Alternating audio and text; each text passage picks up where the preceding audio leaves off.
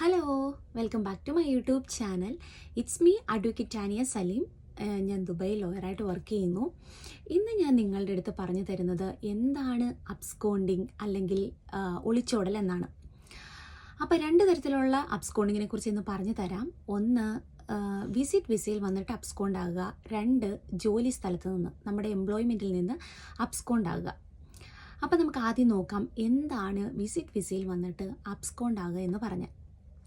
അപ്പം നമ്മൾ ഈ UAE വരുന്നത് ഒന്നെങ്കിൽ ആരെങ്കിലും സ്പോൺസർ ചെയ്തിട്ടോ അല്ലെങ്കിൽ ഏതെങ്കിലും ട്രാവൽ ഏജൻസ് ത്രൂ ആയിരിക്കും വരുന്നത്.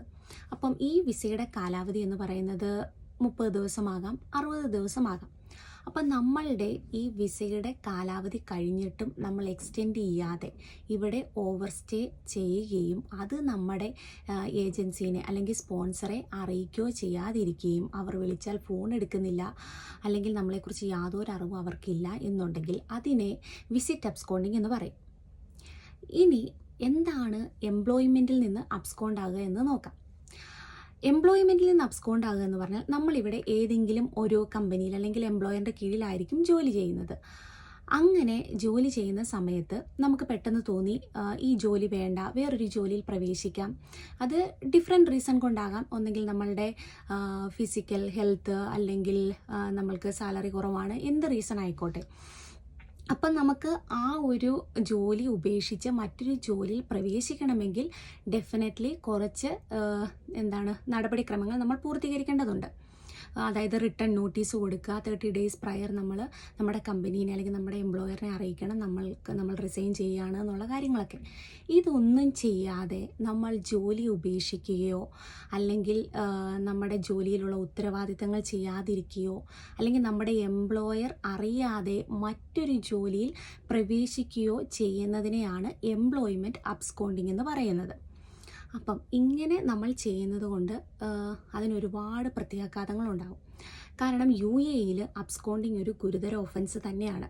അപ്പം ഇതിന് എന്തൊക്കെ പ്രത്യാഘാതങ്ങൾ ഉണ്ടാകും എന്ന് നമുക്ക് നോക്കാം. ഒന്ന്, നമുക്ക് തടവ് ലഭിക്കാം. 6 months വരെ നമുക്ക് തടവ് ലഭിക്കാം. കൂടാതെ പിഴ, അത് 1000 ദിർഹം തൊട്ട് 3000 ദിർഹം വരെ നമുക്ക് ഫൈൻ ലഭിക്കാവുന്നതാണ്.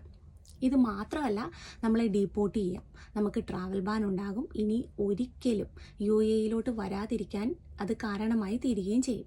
ഇതുകൂടാതെ നമ്മുടെ പ്രശസ്തിക്കും വീണ്ടും നല്ല തൊഴിലവസരങ്ങൾ ലഭിക്കുന്നതിൽ നിന്നൊക്കെ നമുക്കിതിൽ നിന്ന് ബുദ്ധിമുട്ടുണ്ടാകും. അതുകൊണ്ട് നമ്മൾ ഈ രാജ്യം വിട്ടു പോവുകയാണെങ്കിലോ അല്ലെങ്കിൽ നമ്മളൊരു ജോലി ഉപേക്ഷിക്കുകയാണെങ്കിലോ ഒക്കെ നല്ല നടപടിക്രമങ്ങൾ സ്വീകരിക്കേണ്ടതുണ്ട്. ഇനി നമ്മളെ ഈ കാണാതായാൽ അല്ലെങ്കിൽ നമ്മളെക്കുറിച്ച് ഒരു വിവരവും ലഭിക്കാതായാൽ ഈ ഏജൻസ്, ട്രാവൽ ഏജൻസ് ഓർ നമ്മുടെ എംപ്ലോയർ എന്ത് ചെയ്യും? വേണ്ടപ്പെട്ട അധികാരികളെ അറിയിക്കും.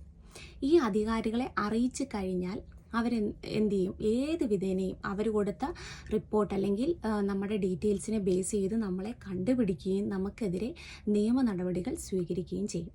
അതുകൊണ്ട് തന്നെ നമ്മളിവിടെ UAE വരുമ്പോൾ ഈതർ വിസിറ്റ് വിസ ഓർ നമ്മൾ വർക്ക് വിസയിലാണെങ്കിൽ ആദ്യം നമ്മൾ അറിഞ്ഞിരിക്കേണ്ടത് നമ്മളുടെ അവകാശങ്ങളും നമ്മുടെ കടമകളും എന്തൊക്കെയാണ്. ഇനി നമ്മൾ ഒരു നമ്മൾക്കെതിരെ ഒരു ഒളിച്ചോടൽ ആരോപിക്കപ്പെടാതിരിക്കാൻ വേണ്ടി നമ്മൾ ഈ കൺട്രി വിട്ട് പോവുകയാണെങ്കിലോ അല്ലെങ്കിൽ നമ്മൾക്ക് ലഭിച്ച ജോലി നമ്മൾ ഉപേക്ഷിക്കുകയാണെങ്കിലോ നമ്മൾ പ്രോപ്പറായിട്ടുള്ള നടപടിക്രമങ്ങൾ സ്വീകരിക്കുക, നമ്മുടെ എംപ്ലോയറിനെ അറിയിക്കുക, പ്രോപ്പറായിട്ടുള്ള റിട്ടേൺ നോട്ടീസ് കൊടുക്കുക, നമ്മൾ റിസൈൻ ചെയ്യുകയാണ് എന്നുള്ള കാര്യം അവരെ അറിയിക്കുക. അല്ലാന്നുണ്ടെങ്കിൽ നമുക്ക് അബ്സ്കോണ്ടിങ്ങിന് കേസ് എടുക്കാൻ പറ്റും. അത് വളരെ ബുദ്ധിമുട്ടാകും. അതുകൊണ്ട് തന്നെ ഈ കാര്യങ്ങളെല്ലാം നമ്മൾ മേക്ക് ഷുവർ ചെയ്യുക. ഓക്കെ, അപ്പോൾ നിങ്ങൾക്കത് മനസ്സിലായെന്ന് കരുതുന്നു. Thanks for watching my video.